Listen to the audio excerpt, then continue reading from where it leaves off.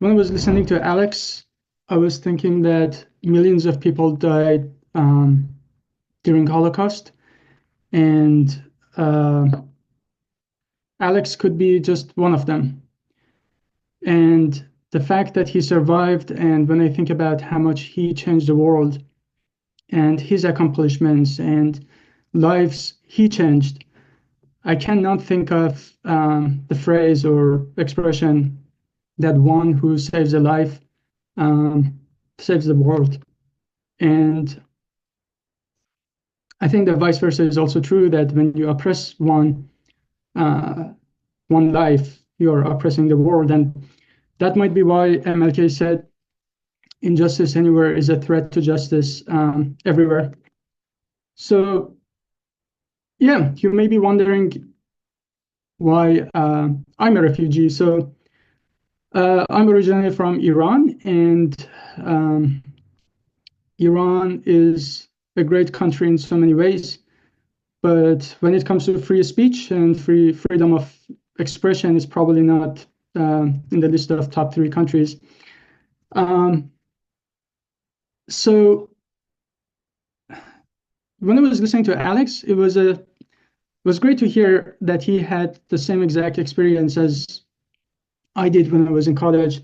That when he survived, he started asking himself, "What's that thing that he wants to do?" And he just started getting involved in different causes, and nothing really resonated with him as much as he wanted to.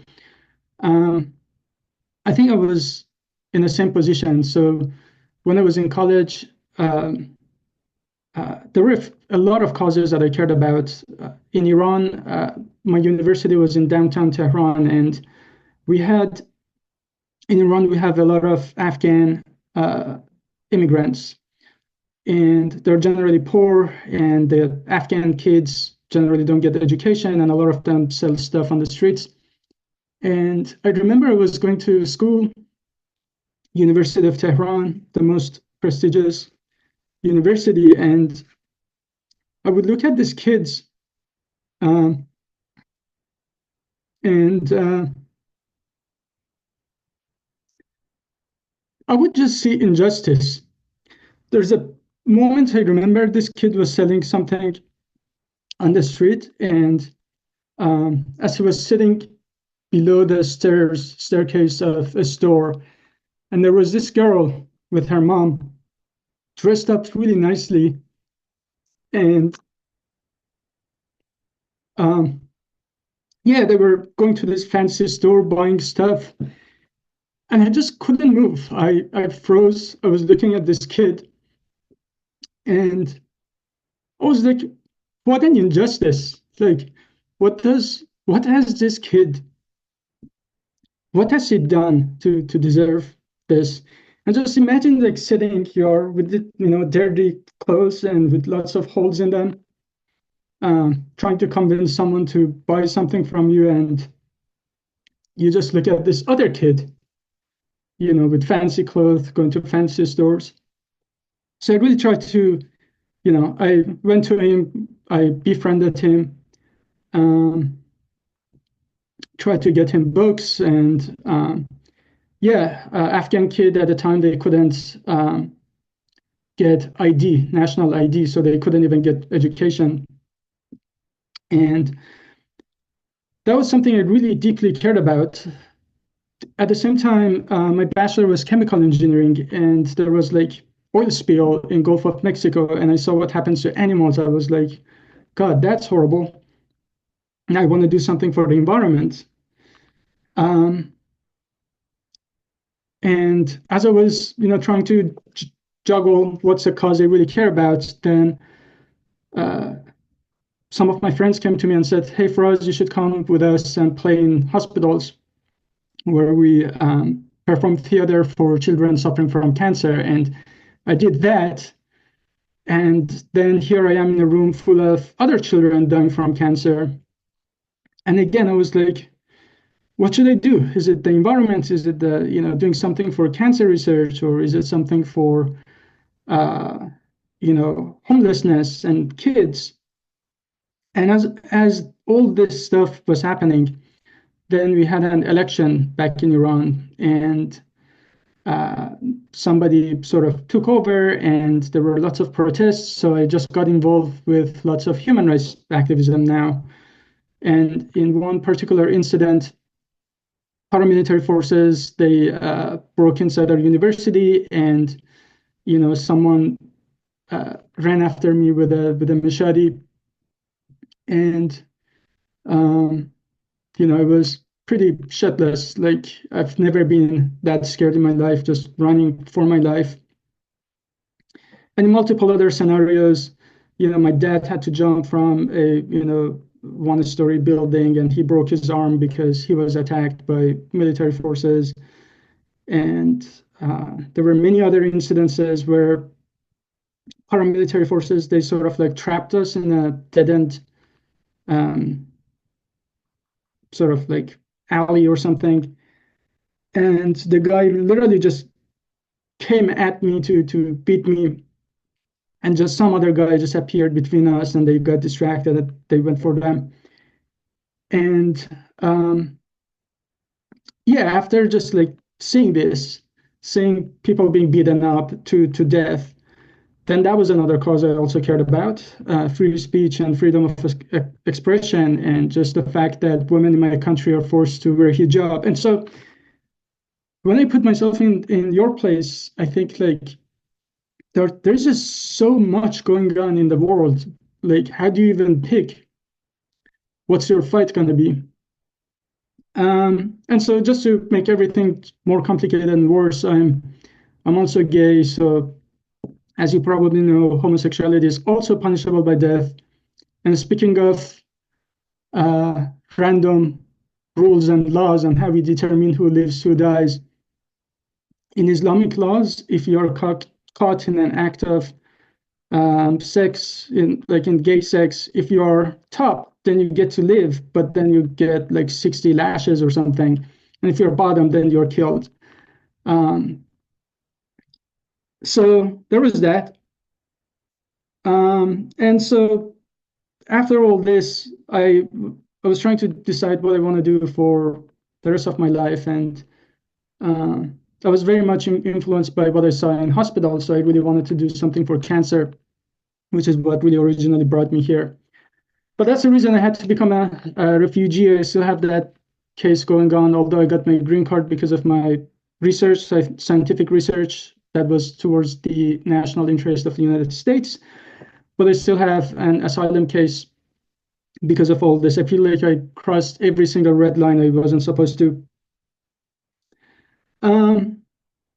About 14 years ago, I was trying to also encourage my fellow Iranians not to buy goldfish. And I asked one of my friends to help me, and she refused. And Iranians are very nice. We never say no. And my friend told me no in my face, and I was butthurt.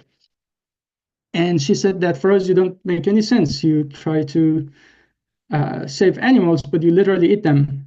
And I was like, ouch.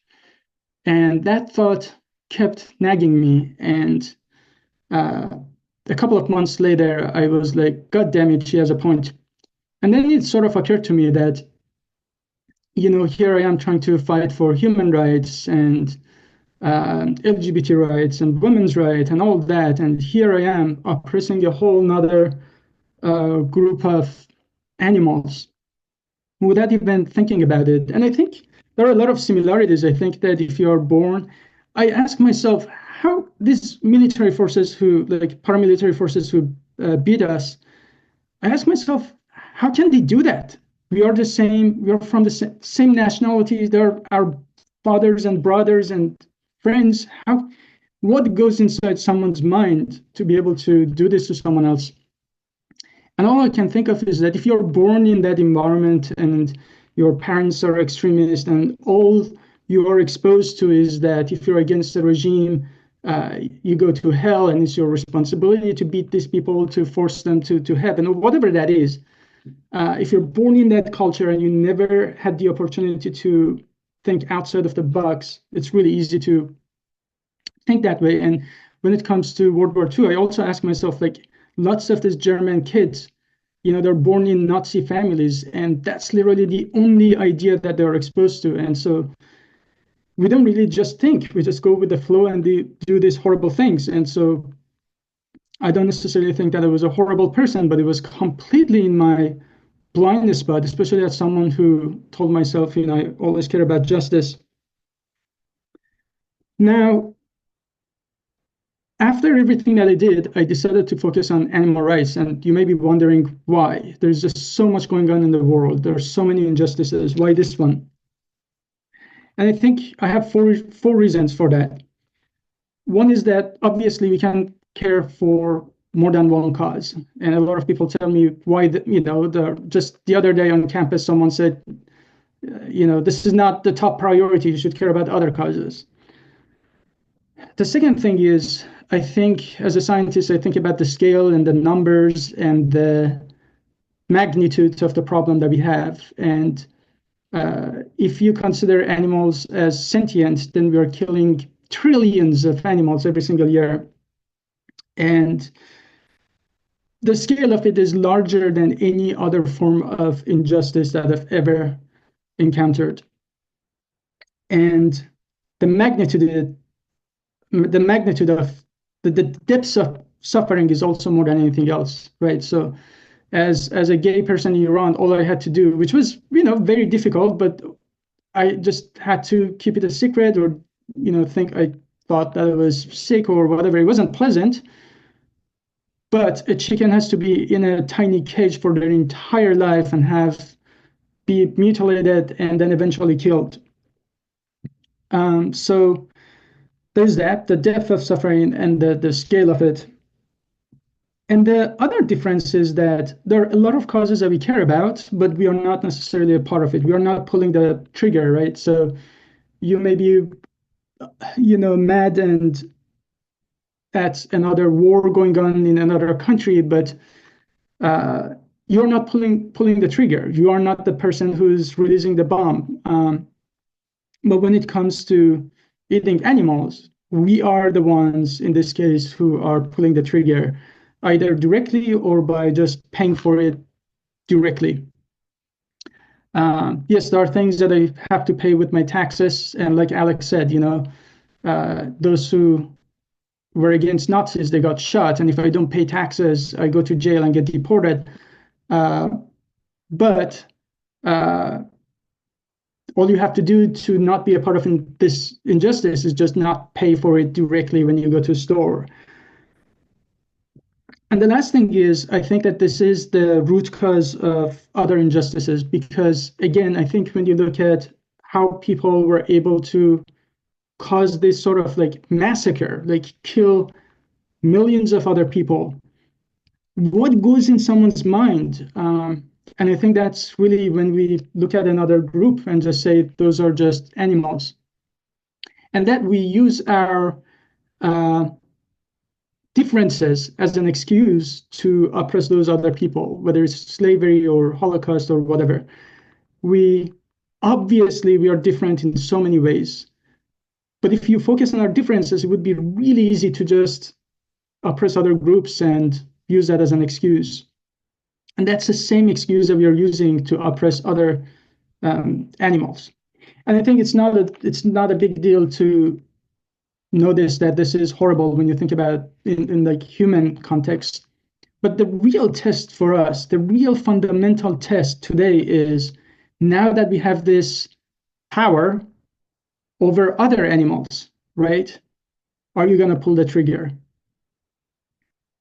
And something I always ask myself is that if I went 200 years ago with what I know about like slavery and racism, and when I'm living in a society where racism and slavery is legal and normal, what am I going to do? And if I get transported to that situation with what I know today, I think the answer is a lot easier. But I have two options. I can either be a part of the oppression and just say, hey, it's a systemic issue. I don't have any power to change anything. It's good for economy. It's convenient. I can say all that stuff. Or I can be someone who says, this is absolutely unacceptable. And not only I'm not going to be part of this, but also I want to dedicate my life to liberating these people. But again, I think that's a very easy hypothetical because you already know that racism is wrong, but you have to look at this as someone who was born in that context, in that environment, in that culture where it was legal and normal, and your friends had slaves and your parents had slaves, and in school they told you this is the right thing to do. And so the real test for that today for us is, what are we going to do when it comes to animal rights? Um, so with that, there is a 3-minute video that I really want to show to just talk about the magnitude of what we are talking about.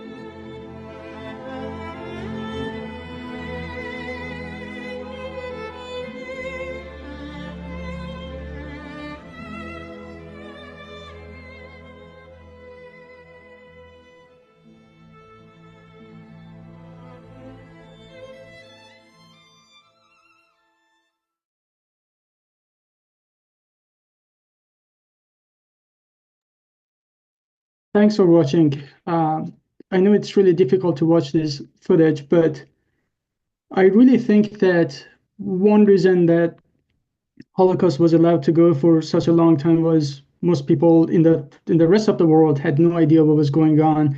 And I think that's one reason that eating animal products is so easy, because we don't have to think about it and we don't have to look at it. I have a hard time connecting at this point with folks who talk about justice and peace and love if they're not vegan, and if we are not willing to, when we are going to grocery stores or a coffee shop, to choose a plant-based option instead of the dairy. I don't think that talking about any other form of injustice is justified. Just think about what a dairy cow has to go through. Alex explained that Imagine raping a cow 6 or 7 times, every single time separating her babies from her, uh, castrating, just the castration of bulls, ripping out their testicles without painkillers, sending male calves to slaughterhouse, and everything that we do to these animals only because we like cheese on our pizza and we want the cheese to stretch, and we want cappuccinos and we want ice cream. And I think I was a victim of that sort of mentality myself. I love bacon, and bacon is actually illegal in Iran, but my mom knew a Christian, so it was pretty festive for us, for my mom to just get a hold of bacon.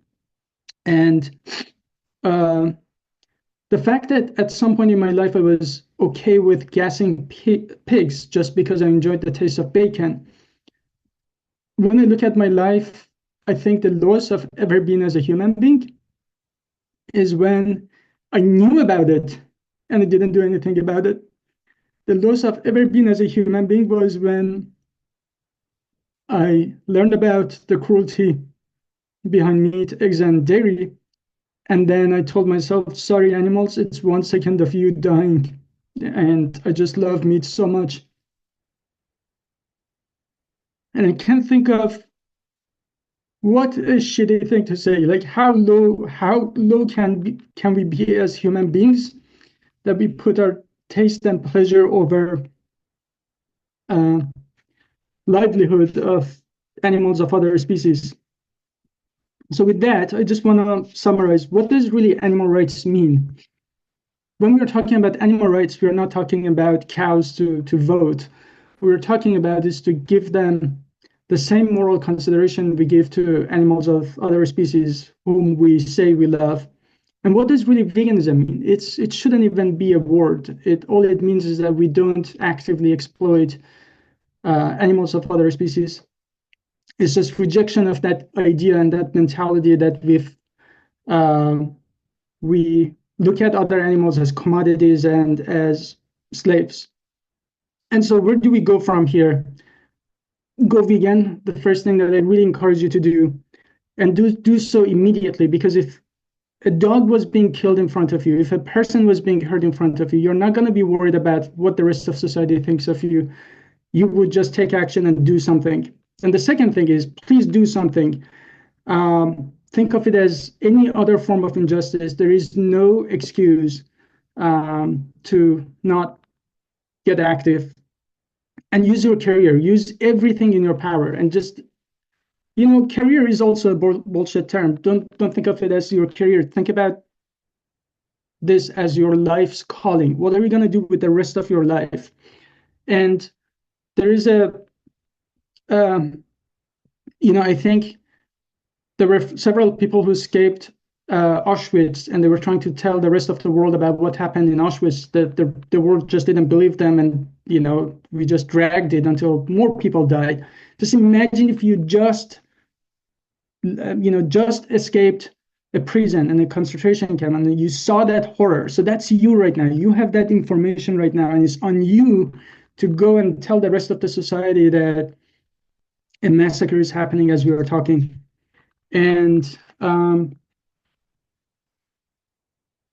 please join your ASAP chapters and get active and think about your careers and your lives, and don't be a puppet. Something that Alex said is, apparently, if you were a German with two grandparents who were Jewish, then you were fine. But if you had three grandparents who were Jewish, then you die. And like you said, we decide today that dogs live and pigs die, and we are just puppets of these societal conditioning. So please liberate yourself from this mentality, which means it manifests as being vegan, and then liberate animals. And there is no excuse not to get active. Alex is 90 or 91, and he's here with us. He has been fighting for this for his entire life. And just think of how much Alex has changed the world. And I can just tell you, when I became vegan in Lubbock, Texas, I knew no other vegan in my life. And the National Animal Rights Conference that he organized was my heaven, which inspired me to get even more active. Just think of how many people he inspired. Just know that you have the same power. And the last thing I say, like he said, in the face of injustice, silence is not an option. I was 5 years old on September 1st, 1939, when the Nazi armies invaded Poland. About 6 months later, we and about 450,000 other Jews in Warsaw and some of the surrounding areas were ordered to move into the Jewish section of Warsaw under penalty of death. Most had to move in with strangers. We were fortunate in that my grandparents had a large apartment in the Jewish section, so we were able to just move in with them. Eventually, we noticed certain streets being blocked off to traffic, little pieces of wall going up here and there. By November 16, 1940, the walls were joined and the streets were blocked and the Warsaw Ghetto was burned. As I said, there were about 450,000 of us. The area of the ghetto was about 5 square kilometers. If you do the calculations, it'll work out to roughly 10 times the population density of Tel Aviv, and you know how crowded that is. Crowding and food shortages became unbearable. Typhus became epidemic, with victims lining the streets. During the first year, an estimated 80 to 100,000 Jews perished from hunger and disease. We did our best to cope with these hardships. There were illegal workshops created to manufacture clothing that was then exported outside the ghetto by children and traded for food. There were health clinics, public soup kitchens, orphanages, libraries, and even a rudimentary school system. A Jewish council, which was working together with the Nazi authorities, took care of the medical responders, police, fire. In mid-1942, roughly summer and fall of 1942, the Nazis began implementation of what they called Operation Reinhardt, and what we today refer to as the final solution. Between July and September, they dragged several 100,000 of Jews from the Warsaw Ghetto to the death camps of Treblinka and Auschwitz.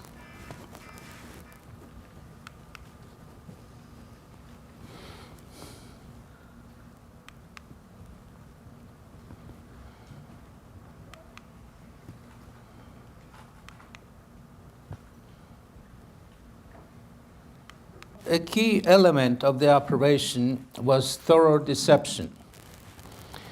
We were told that we're being resettled to the east, away from hunger and disease. We were instructed to bring along all our belongings, basically a suitcase. We were told to make sure to put our name on the suitcase in case we were separated. Even the Treblinka gas chamber was decorated with the Star of David to simulate a synagogue. It is estimated that nearly 1 million Jews were exterminated in Treblinka and many more in Auschwitz. They left behind only piles of suitcases, shoes, glasses, hair, and charred bones. Silent memorials to the thousands of sentient living beings who were no more. On April 19th of 1943, several thousand Nazi troops, supported by tanks, entered the ghetto to exterminate the survivors. They were met by vigorous resistance, which lasted 4 weeks. The date of April 19th, the date of the ghetto uprising, is now celebrated throughout the world as Yom HaShoah, Holocaust Day. And here in Israel, of course, you observe it according to the Jewish calendar. On May 16th, after leveling every single building in the ghetto and exterminating any survivors, General Jürgen Stroop reported to Hitler that the Warsaw ghetto was no more. I am alive today because my grandparents had 2 blessings. They had some gold jewelry, and they had a live-in Russian maid named Yuliana. Now, Yuliana only spoke Russian, and she had been with them for many years, and she was part of our family. When the Warsaw Ghetto was formed, just like all Jews had to move in under penalty of death, all Gentiles had to move out under penalty of death. Pretty much anything was under penalty of death, as you can gather. Yuliana refused to leave. Some years earlier, in order to maintain her Russian heritage and culture, she joined a white Russian society, which was the only Russian-speaking society in existence. The White Russians, for those of you who know this history of the early 19th century, 20th century, White Russians were the folks who fought with the Bolsheviks, and of course they lost and they were exiled. And the Germans cultivated the White Russians because they thought that after the war they would conquer Russia and use the White Russians as their puppets or proxies in running the country. So Yuliana went to her White Russian society and said that unless she was allowed to stay in a ghetto, she would commit suicide. And sure enough, she got 2 very important permits. One allowed her to go in and out of the ghetto, and the other, equally important, she was able to bring food in and out. So for a while that worked well for us because we would give her money and she would buy food outside the ghetto and bring it in. Eventually we ran out of money, so we would collect clothes from our friends and neighbors. She would wrap them around her body and take them outside, trade them for food, bring the food in, and we would distribute the food to the people, give us clothes and so forth.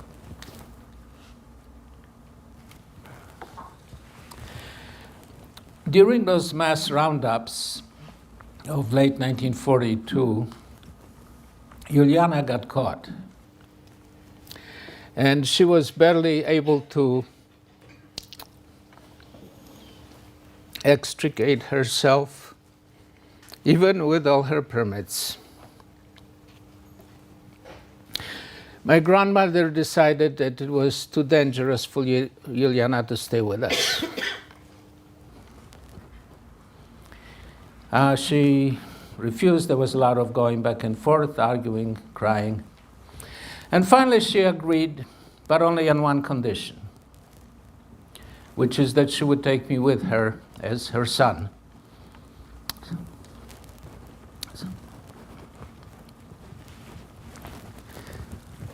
So that I would live.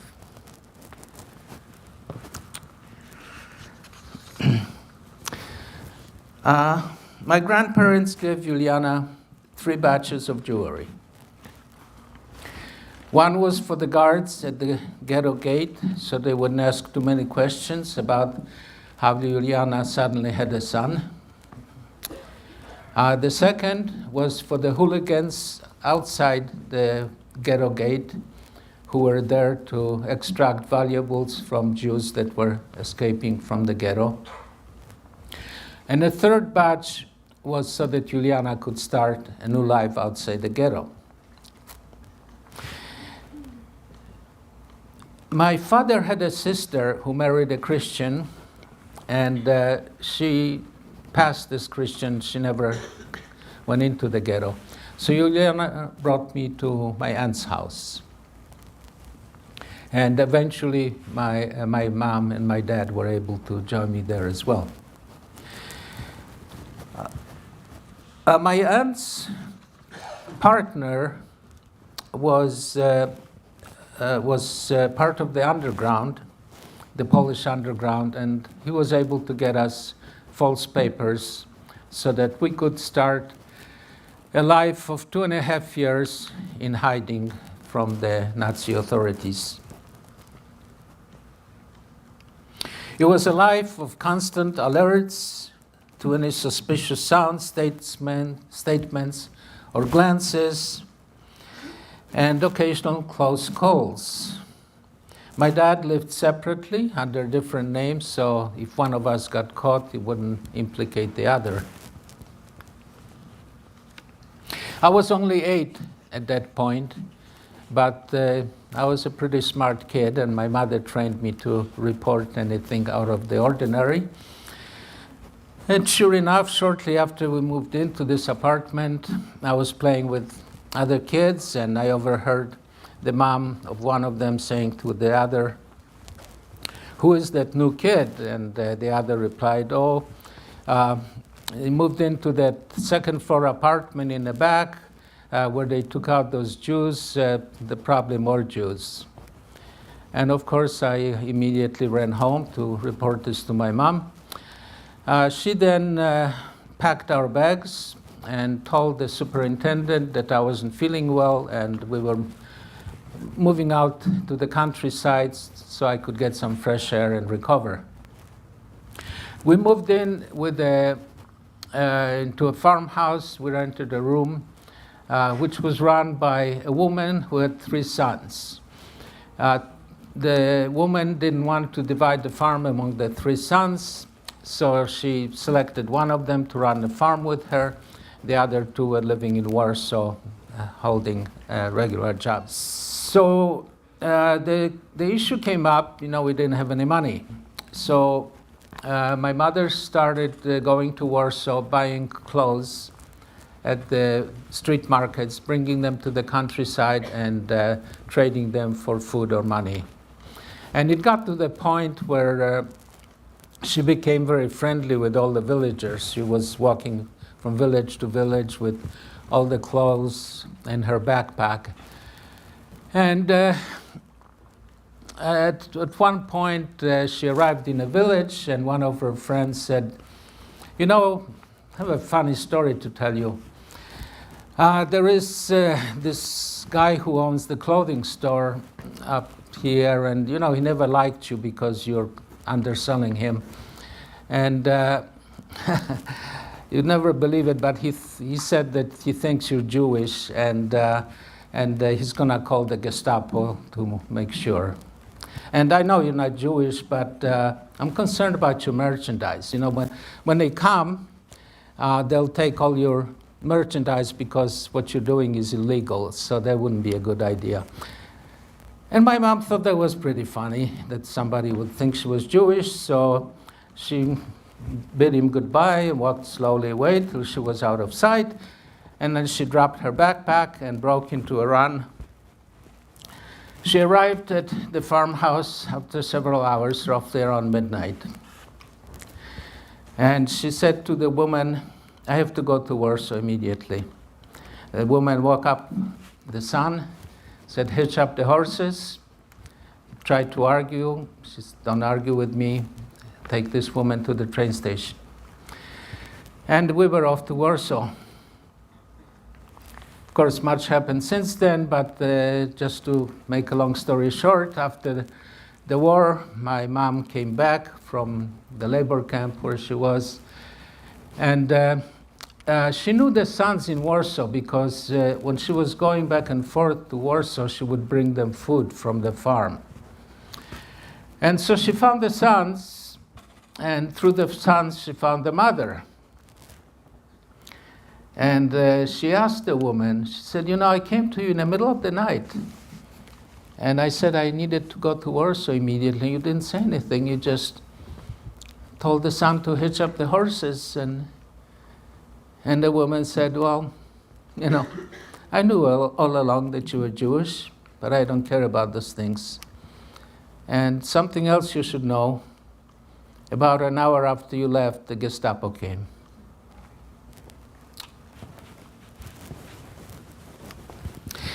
Eventually, we were all separated by the Warsaw Uprising, which came a year and a half after the Ghetto Uprising in August of 1944. And my mom, as I said, was deported to a labor camp in Western Germany. After we were liberated, a year later, she came back, found me in an orphanage. We spent 5 years in an Italian refugee camp, and eventually she emigrated to Israel. This was 1951. In North Tel Aviv is where she spent the rest of her life. And I emigrated to the United States at age 16. And we never heard from my dad. So, once my life was no longer in danger, Survivor's Guild kicked in. And the questions I kept asking were, why was I spared when so many good people were not? And how do I repay the debt that I owe for my life? And the obvious answer was to do some good, to end oppression, that sort of thing. But how? So in 1961, I actually did Aliyah to Israel, spent some time with my mom, and I started a league to abolish religious coercion, which was very unsuccessful. I went back to the United States 2 years later. I worked for other social justice movements, but nothing really did the trick. You know, nothing seemed to be just what I needed to deal with my conscience. So in 1972, I moved to Washington to work for an environmental consulting firm specializing in wastewater management. And a couple years later, they sent me to do the wastewater inventory at a slaughterhouse. So I was inspecting the storage and waste areas, and I turned a corner, and all of a sudden, I came across piles of hooves and hearts and skulls and discarded bodies, all silent testimonials to sentient living beings who were no more.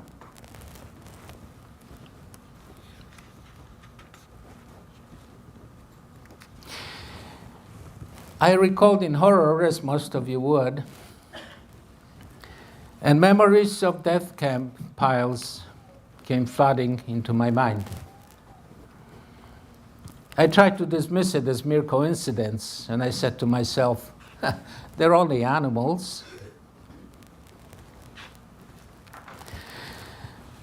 But it didn't work. The more I thought about it, the more I saw the similarities.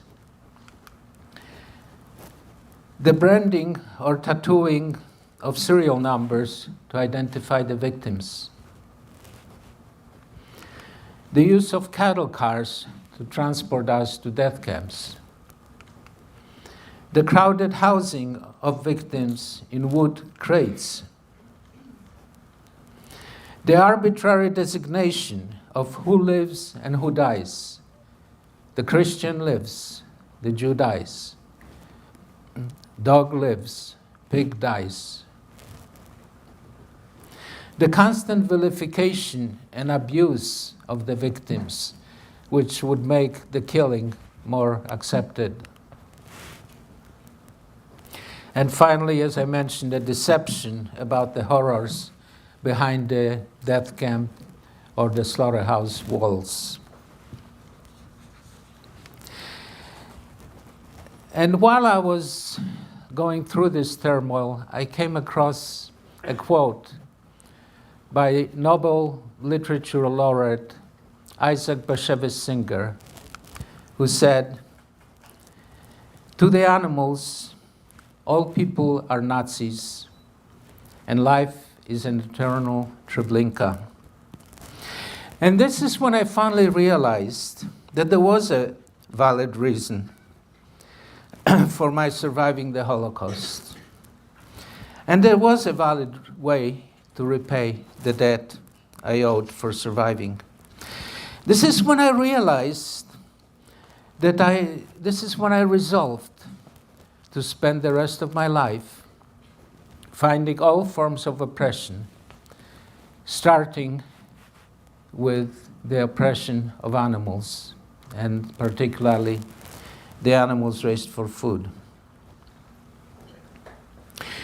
My friends, the most appropriate way to honor the memory of my family and my people in our Holocaust is to show that their sacrifice had not been in vain, that it has taught us some vital, valuable lessons.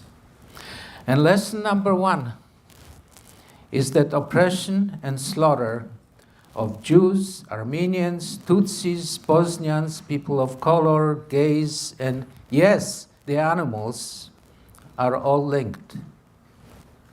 And they are linked not by the identity or the relative value of the victims. No, they are linked by the oppressive mindset.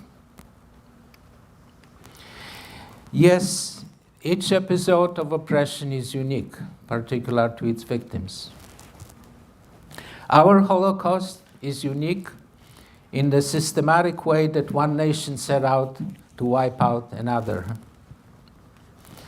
The animal Holocaust is unique in overwhelming numbers, hundreds of millions every day. We did not end oppression when we won World War II.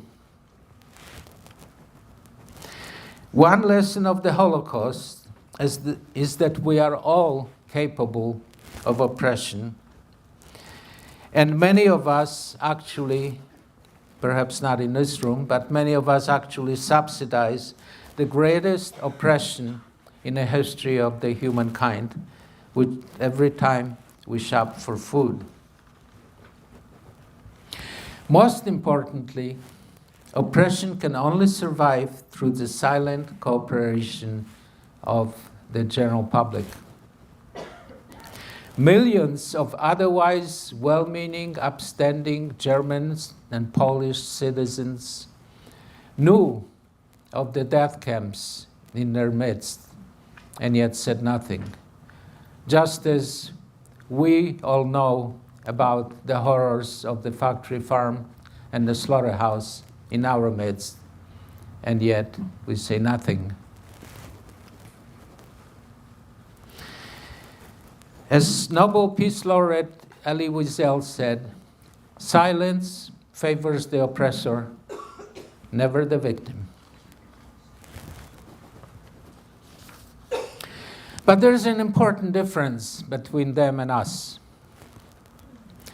The Germans or Poles who spoke up would be shot on the spot. All that we have to do is to change our shopping list the next time we go to the local supermarket, and perhaps share our decision on Facebook.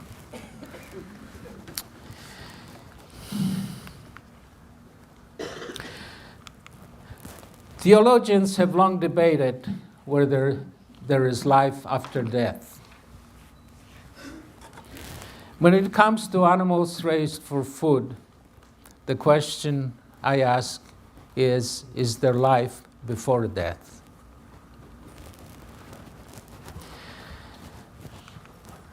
Chickens raised for meat have their beaks cut off shortly after birth to prevent stress-induced pecking. They spend the rest of their lives crowded in large, windowless sheds with their throats burned by ammonia and hydrogen sulfide fumes from their excrements. They are fed a hormone-laden diet designed to make them grow to full market weight in only 7 weeks. At the slaughterhouse, they're suspended by their legs and have their throats cut while fully conscious. Let's talk about eggs. Have you ever wondered what happens to half of the chicks who don't lay eggs, the male chicks? They're ground up alive at birth or suffocated slowly in large plastic garbage bags. But in a way, they're the lucky ones because the females are crammed into small cages that allow about this much space per chicken, where they're unable to stretch their wings or to move around, turn around.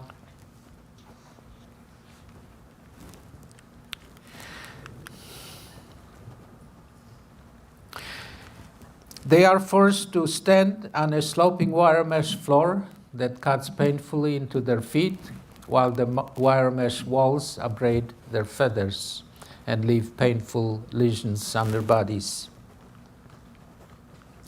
When the birds are about 15 to 18 months old, their egg production drops, and their bodies are so emaciated that they're not even used for human food. They are either discarded or just ground up for animal feed. Dairy cows are raised in large, mechanized dairies with no access to the outdoors. Twice a day, they are milked by milking machines. They are artificially inseminated each year and kept pregnant in order to maintain the supply of milk.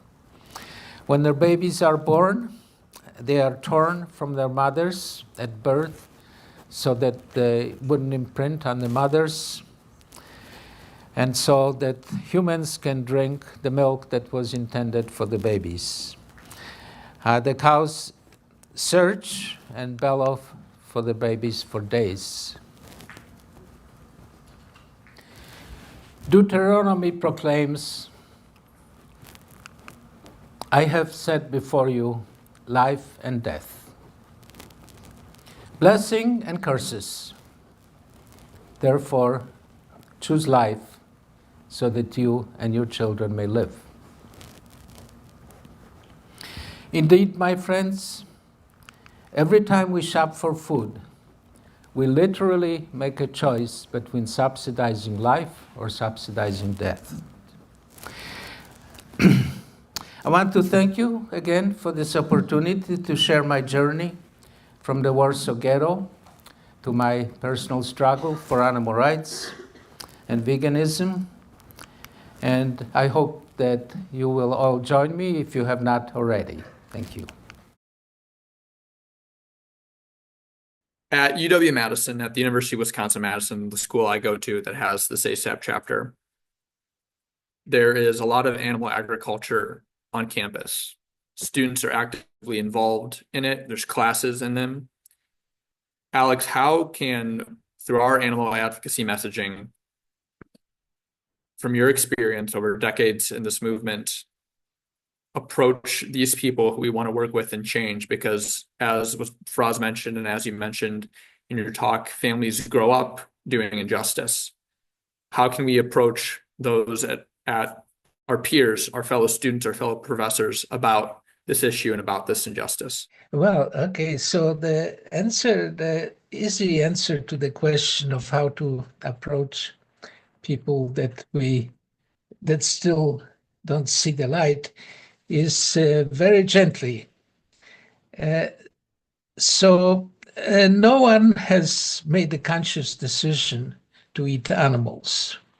Think about this for a moment. We just kind of have grown into it, just like we have grown into our religion, we've grown into our nationality, and all of that has become part of our identity. And anybody who comes and tries to change any aspect of our identity is viewed as an aggressor. And we have to be conscious of that. And what we have to do is find out what the interests of the persons are and work within those interests. So perhaps they're concerned about the environment. Perhaps they have a pet animal. Perhaps they have a health condition. Whatever way we think that we can help them lead a better life and at the same time save animals. That's the approach. I found over my 50-year career in animal advocacy that just being right is not enough.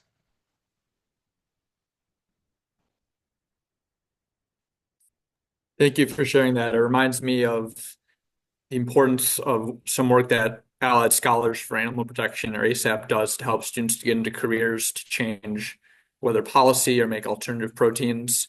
Because as much as we want to raise our voice and talk to everyone about this moral issue, we don't have enough animal rights activists yet who are able to talk to each person in a one-on-one conversation and keep being able to talk to them. So that reminds me of the importance of, although keeping that fire and that passion for animals and speaking up for them, to also look in for easy wins to a way to help animals as well through other messaging. Feel free to start putting messages in the chat if anyone has a question in this room. Luke? Yep. I guess how would you navigate like when people say like that is Yeah. So Luke's question, Luke's a junior here at the University of Wisconsin-Madison. He's been doing outreach with us for about 6 months now. And his question was, what do you say to people who claim that comparing what animals go through the animal Holocaust to the Jewish Holocaust in the Second World War? What would you say to people who consider that comparison offensive? But it is offensive until people understand why we're doing this. And so I don't generally advise people in those kinds of passing situations to advocate the comparison because it requires too much of an explanation. And unfortunately, we either don't have time for the long explanation or we have turned off their interests and turned on their defense mechanism. They're not interested in any additional explanation. So that's not a good tactic, even though there is ample comparison. I have a whole chapter in my memoir on how comparable those two atrocities are. But not many people are willing to read the chapter before they understand the value of the comparison. But very briefly, there are sort of the main objection to the comparison is that we're comparing the values of the lives of Jews and pigs. And of course, that's not the issue at all. We're not even comparing victims. We're comparing oppressors and their acts. And that's not comfortable either, because if you're comparing the oppressors, the two killing processes, slaughter of animals for food and the Holocaust, have three levels of personnel. It's kind of a three-tiered personnel structure. On the very top are the are the enablers. In the middle are the implementers, people like Adolf Eichmann, who just pay the bills and keep the lights and make the trains running. And on the very bottom, you have the executioners, the people who do the actual killing. Well, guess who the enablers are? At the Holocaust, yes, it's Hitler, Himmler, Goebbels, Goering, and all their cronies. Guess who the enablers are on the animal slaughterhouse side? No, it's not the meat industry. The meat industry are the implementers. The enablers are you and I and our best friends and relatives, the people who we really love. So it's a very tough comparison, both from the standpoint of the victims and from the standpoint of the oppressors. So it's not a useful comparison because the impact is too drastic. I mean, it requires too much explanation.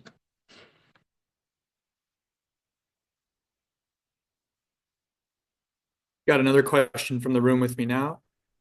Kenneth is a graduate student here. He's also done work speaking up for animals for a long time now. What's your question, Kenneth? Yeah, I guess the question is, I guess like going through life, I imagine that there's a lot of maybe feeling like you're not, like your experience is not understood. A lot of like kind of hesitation, like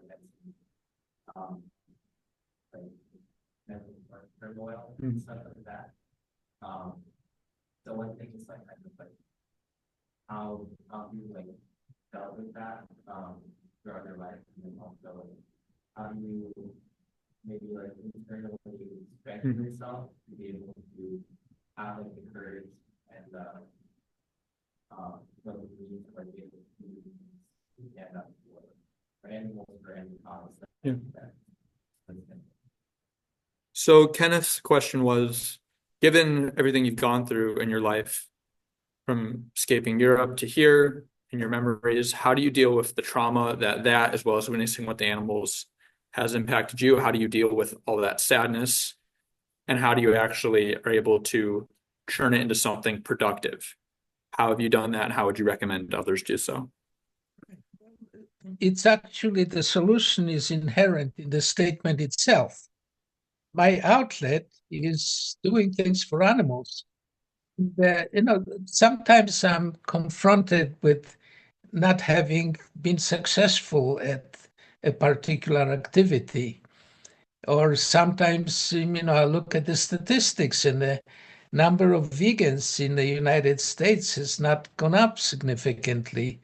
And so the question is, am I doing things effectively? Well, maybe, maybe not.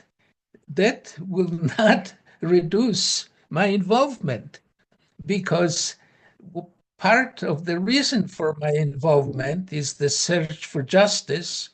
But the other part of the reason for my involvement is to provide an outlet for all this pent-up feelings I have, having survived the Holocaust and having seen myself as one of the oppressors of animals and trying to atone for that.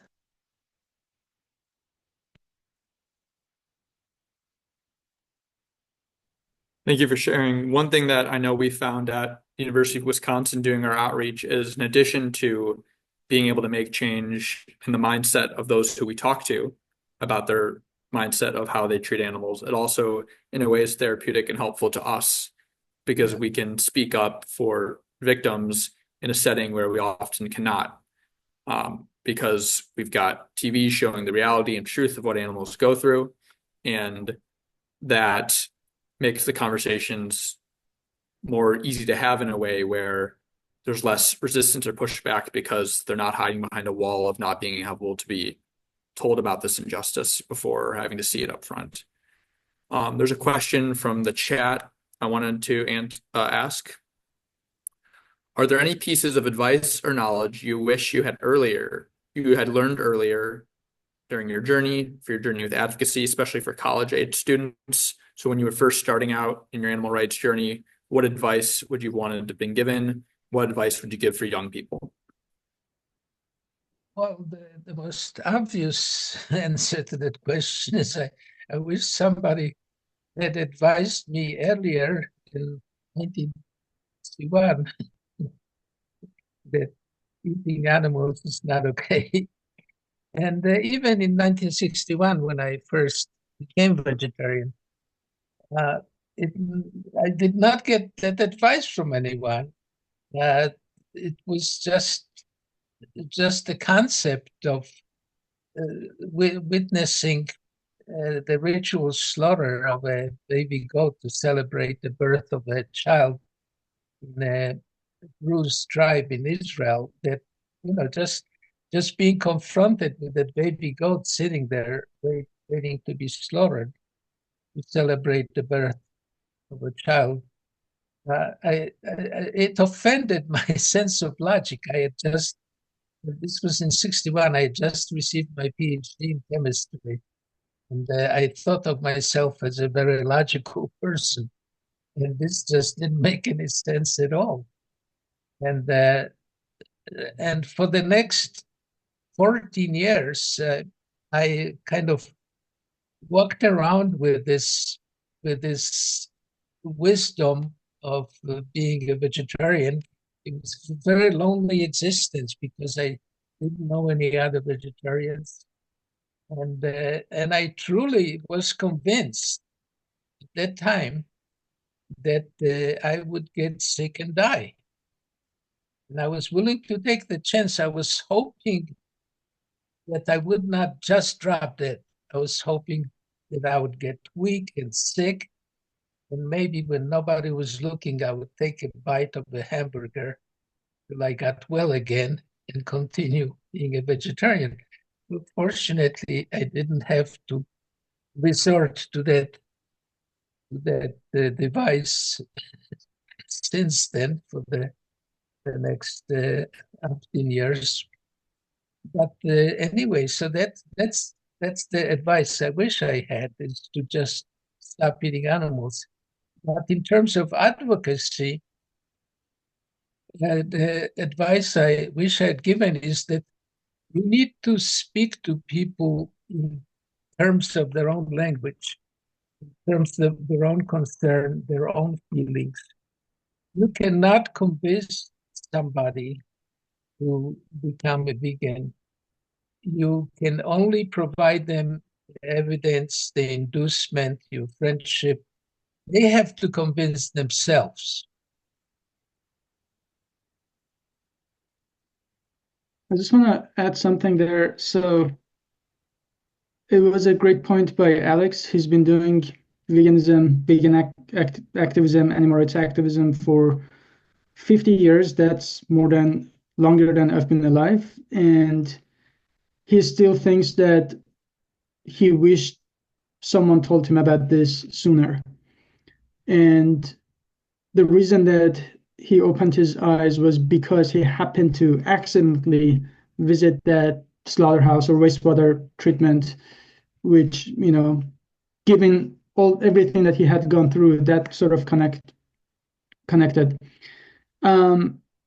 But it just makes me wonder that that's exactly why we need to put ourselves out of our comfort zone and do activism, especially on college campuses, because you get to be the person who provides this education to so many other people. And when we are talking about vegan advocacy or whatever, it's not just about making another person vegan. It's about, you never know if that next person is going to become a vegan, but also someone like Alex Hershaft or Bruce Frederick or Ingrid Newkirk or Peter Singer, who's also another example that he became interested in animal liberation and animal rights because someone else, when he was in college in Oxford, someone refused to eat meat, and he asked why, and then he explained, and then he was like, well, I didn't know that. And then he wrote Animal Liberation, who, that inspired so many other people. But get this, if that other guy was on a meatless Monday diet and it was a Tuesday, or he was just reducing and that day he had meat, and none of that would have happened. So just the power that every single conversation you have has. It's just like, don't underestimate it. And I do have hope that if we do systematically educate the next generation, animal rights will be on everyone's mind. Everyone will be educated. Some will become vegan, and from them, some people will become the next generation of policymakers, lawyers, and doctors, and alternative protein scientists, and all that.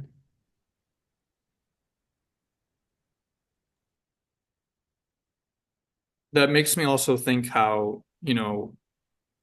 given the nature of time, there will only be living testimonials of Holocaust survivors for not, too much longer, and that number decreases every year.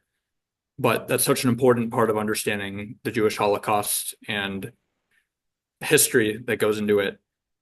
I always think, and I wonder, how can we use the animals who were either rescued or escaped slaughterhouses or farms as their testimonials? And that's something that I know at UW-Madison are interested in putting to the test as well, with how we show footage, showing happy animals in contrast to the farm animals, and showing negative versus positive emotions. I know, Alex, in this Q&A, you mentioned a gentleness to that approach. Do you think that when talking about animal rights to students or to people, we should focus on how through their actions people can save animals, make it a positive thing, save animals by no longer exploiting them and living vegan, or how we ought not exploit these animals anymore and that we have this obligation not to? Or if you think there's some way to intertwine those, do you think there's a better option between those? Well, you need to find their interests. What's driving them? Is it concerned about global warming? Is it concerned about their personal or their parents' health? Is it do they like their dog? What drives them? What interests them? And then try to suggest that there may be some contact, some connection between your message and their interests, and how their interests could benefit and be expanded and be made more effective by embracing the concept of animal rights. Or at least animal rights is a bit advanced concept. It's a philosophical concept, which I would not start with that. I would start with not eating animals. And once people have a natural affection for animals. Remember, we grew up with animals. Animals were the very first toys we handled in our cribs. Animal stories were the first fairy tales we heard. The first documentaries, films that we watched were about animal lives. Our best friend when we were in grammar school was our family dog. So it's only at the age of 4 or so that the most trusted source in the world, which is our parents, tell us, yes, the dog on your couch is to be cared for and loved, but the pig on your plate is to be abused, killed, dismembered, and eaten as food. That does two things. First of all, it says that society has the power to impose discrimination between two like individuals. Just the concept of discriminating because of some features in the way they look. And the second is that the society has the power to condemn to death on the basis of those discriminatory features. Those are the lessons we learn at 4. And after that, we have no problem eating animals because society approves of it. Our social norms approve of it. And that is so exactly what happened in the 1930s in Germany. It was the Germans were not any more horrible than we are. They were very similar to who we are. They were just told that their social norms require that people with 3 Jewish grandfathers, as you pointed out, they must be killed, while the people with 2 Jewish grandparents get to live. So I kind of lost my train of thought here. But yeah, in approaching people, we need to find out what their interests are and work with those interests. Thank you. The visual picture I got between loving the dog on the couch with the child and then how we exploit such similar animals. The only difference is the physical body these animals are born into. They have the same morally relevant, their brains are all similar in ways that morally matter. They feel pain, they suffer, they want to feel free. One more question from the chat we'll get to, and then we'll get to any remaining ones in the room. This question from the chat: how can activist culture more drive to do more for animal rights and really dedicate themselves and overcome their comforts, apathy, or self-interests? So in other words, how can activists get out of their comfort zone? And what are times that you've gotten out of your comfort zone as an activist as well?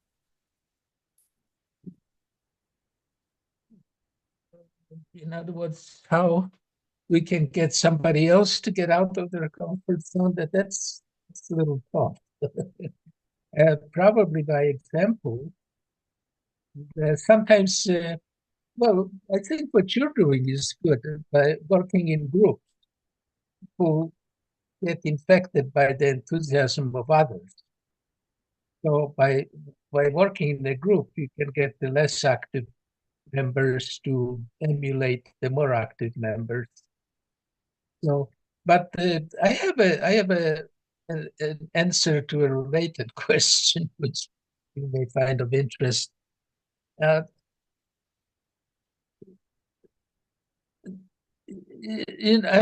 been told sometimes, so you've been doing this for 50 years, you've done enough. And so I started thinking about it. And what is enough? When have we done enough? And after thinking about it, not very long, I came to the obvious conclusion: we've done enough when we no longer can. And I don't do as much anymore at 90 as I used to do at 70 and 60. And I'm still doing what I can. And I will stop doing it when I no longer can.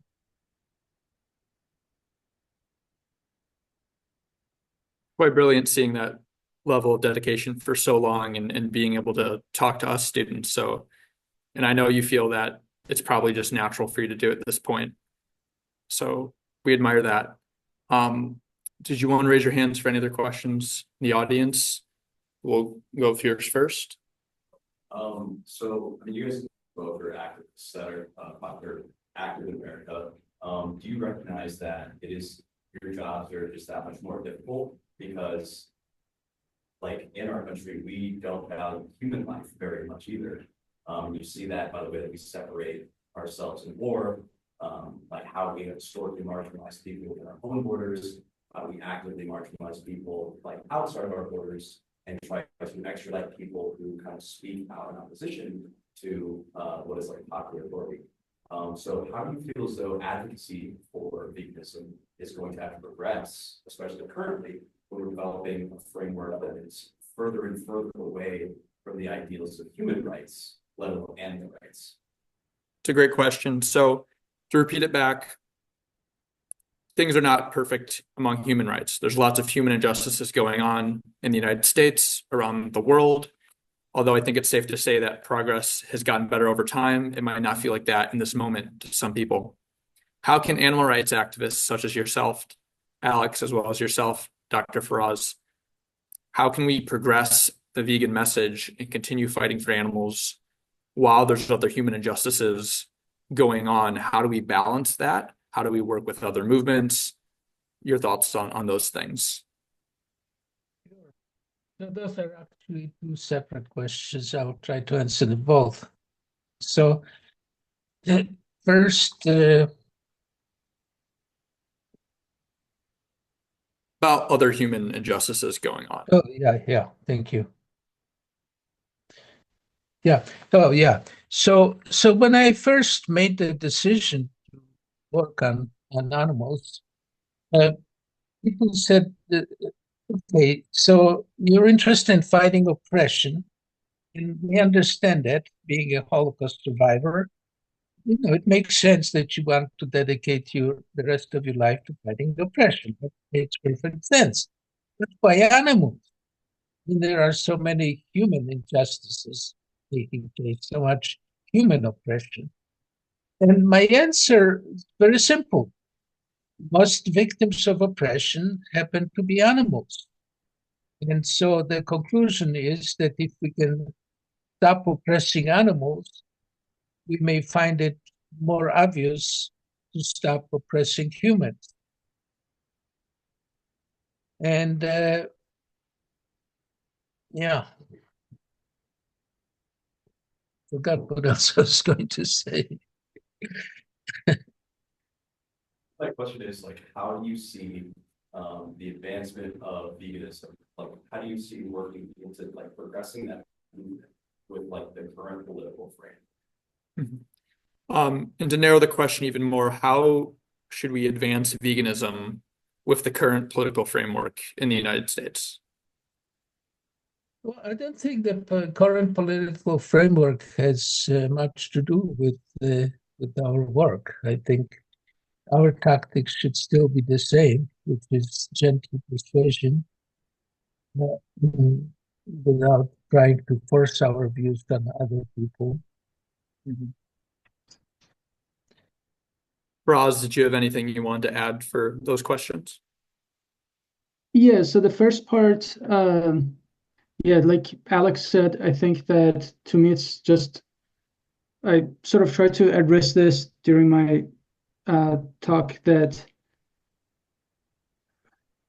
we can care about multiple causes for sure, but at the same time, we also have to pick our fight. And every time we fight for one thing, obviously we can fight for other things. So to me, there are a few things that I consider. It's, like I mentioned, the scale of it is more than anything that has ever happened on planet. Just the scale and magnitude and normalization and how neglected it is. Because no matter what other people are fighting for, they're all oppressing animals of other species. That's one thing everyone has in common. And almost every other political issue, you see millions of people caring about it. The one that no one cares about, again, is animals. And so if you happen to be one of the very few, probably one of the 1% of population who even knows that there is something wrong, and then 0.1% probably who actually wants to do something about it, then perhaps we should let people who they would otherwise don't care about animals, so they can still fight for those other causes. But if we have the privilege to speak up for other animals, like, remember, there is a fundamental difference between animal rights and human rights, which is this is the only injustice and social justice movement where we are not only not the victims, but also we're the oppressor. And so, and if you fight for any kind of human rights, you already get social approval, right? People respect you for fighting for human rights and political whatever. This is the only one that where you speak up for animal rights, not only you don't get social approval, but also you have to go against the society, and people automatically dislike you for even like speaking up for the victims. And for all those reasons, I think that for me, at least, I'm not telling anyone what to do with their lives, but to me, it's a very rational and clear choice that if I have a way of spending my life, this has to be my fight. And I also see that like what Alex said, I think it should be regardless of the political environment right now, because these things in the course of history, what happens to like small things that are happening in the course of human history will be forgotten. There are, in the big picture, none of this will, matter. Like no one is talking about the small policy changes 50 years ago, right? But this is something that has been going on for hundreds of years and thousands of years and will continue to go on no matter who the president is, no matter how much we change the policies. As long as we are looking at animals as commodities, this is going to continue. And that's why another reason that I think we should focus on this. And the last thing, I think veganism is a little more beyond like just not eating meat, eggs, and dairy. It's just the non-violence teaching of veganism that we just shouldn't exploit others, we shouldn't exploit. So the logical conclusion from veganism would be we shouldn't be exploiting other humans, but it doesn't work the other way around, which is another reason that I think focusing on veganism is more fundamental to reach a global peace. Yeah, and if I can add as well, if we view it as the case that there's political turmoil about human injustices going on in the US, I think that if we tackle speciesism, this idea of that other beings who don't share our human, DNA, but are still morally matter, if we conquer that as like a base of oppression, that'll help stop the other ones. Because I think throughout history we've done it top down, where first, only white men got the right to vote in the US. And then giving it to women, and then eventually, and then civil rights, and we're still facing issues today, but we're not tackling the root of oppression, speciesism, like a base of a pyramid. If we taught children growing up that cow has every right to live as you, just like your dog at home, how are they going to grow up, if they respect other animals, beings that don't even look like them, that can't talk like them, that aren't as intelligent as them? How would they grow up to then be racist or be prejudiced against people and continue being complicit in other systems of oppression?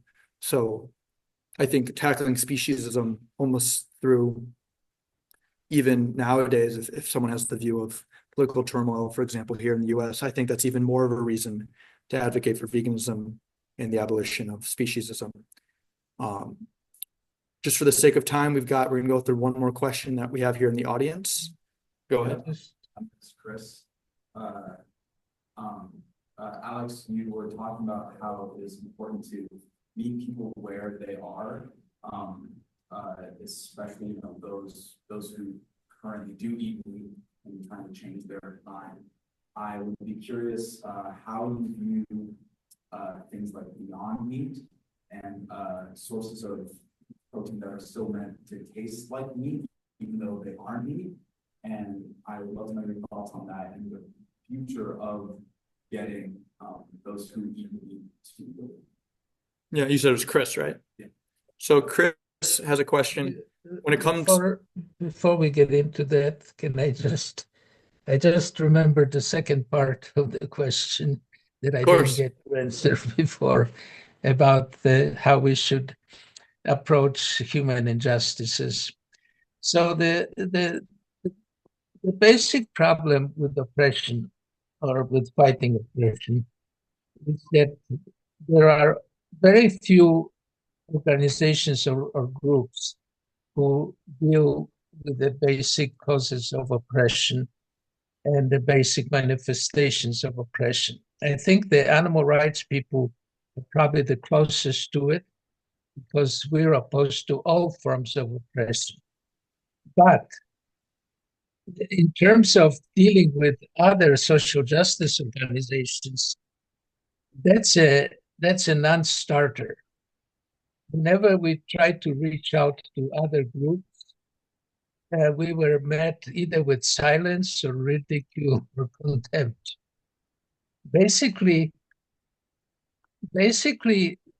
so say we reached out to groups working on behalf of the disabled.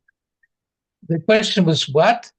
Are you comparing our victims to cows and pigs? Most social justice organizations have a very specific clientele, either gays or women or the disabled or blacks, or they're interested in ending oppression against their clients, not oppression in general. So this is the problem we're facing with fighting oppression. Go ahead.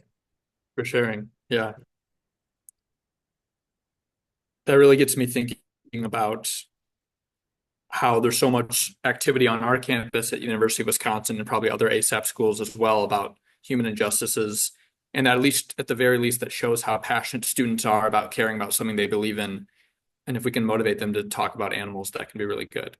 Our last question for today is when it comes to alternative protein sources, so mimicking the taste of animal products like plant-based milks or beyond like plant-based meat, or even in the future, cultivated animal products as well and alternative proteins.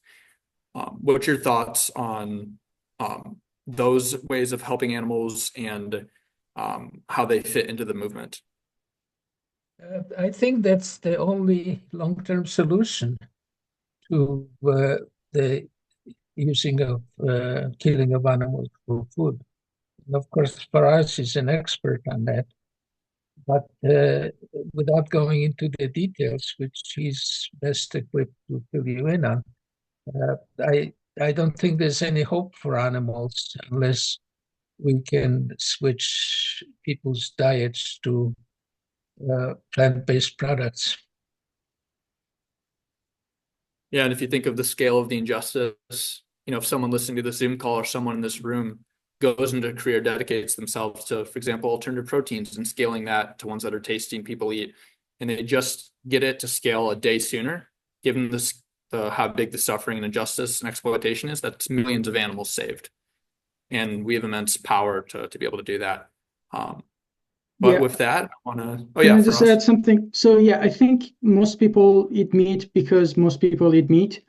It's not like they choose to be bad people and do horrible things to animals. Most people already know their food comes from factory farms. Most people say factory farms are bad.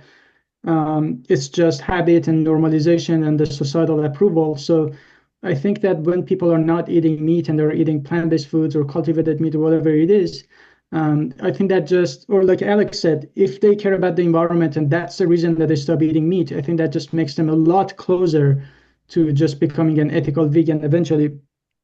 And I want to maybe wrap it up by just saying that,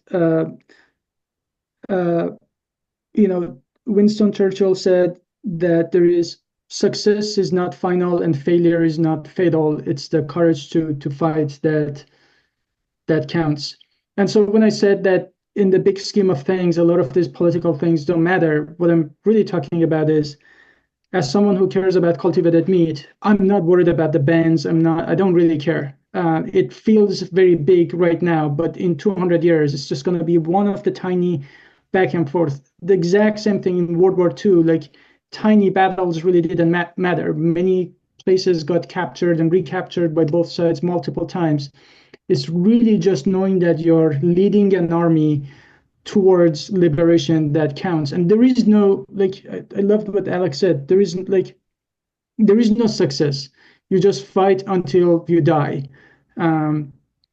That's it. Alex never retired from doing animal rights. There is no victory. I don't really care if Starbucks drops the extra charge on plant-based milk, or it's not a big victory to me. Neither is ban of cultivated meat, just because none of that really matters. All that really matters. And I tell you this because I know that if I put myself in your place, being in college and being exposed to so many different problems in the world, like it feels overwhelming. And so something that I do that really helps me is like not letting any of this temporary wins or failures impact me and distract me from my final goal. Your final goal has to be just liberation, knowing that when you are dying, you know that you gave it your best and you spent every single calorie and every single dime you had on that goal. And that's the only thing that really matters. And I don't say that doing everything is equally good. No, but all you have to do is just to make sure at any given time, you're doing the best you can do based on the available data, based on everything you know, you're giving it your best. And that answer, that what you're doing might change. Maybe you're doing activism, maybe next year you do cultivated meat research, whatever that is, I don't care. It's just knowing that that's your mission, animal liberation, and you're giving it your best. And that's really the only thing that matters. I'm so proud of so many of you. Just that picture of cow versus dog, veganism is a moral urgency. I know you guys at Wisconsin and Varad is here from Tufts. You guys just put up so many of those posters. Every single person in your universities have been exposed to the idea. And just, again, it just shows how much power a small group of people have. So respect to you all, and thanks for everything you've done. Yeah, Thank you, Faraz. I want to add to that. I mean, this is you're the best hope for the animals, because those of us who started this movement are becoming feeble and dying out. The animals' only hope are young people like yourselves carrying the torch.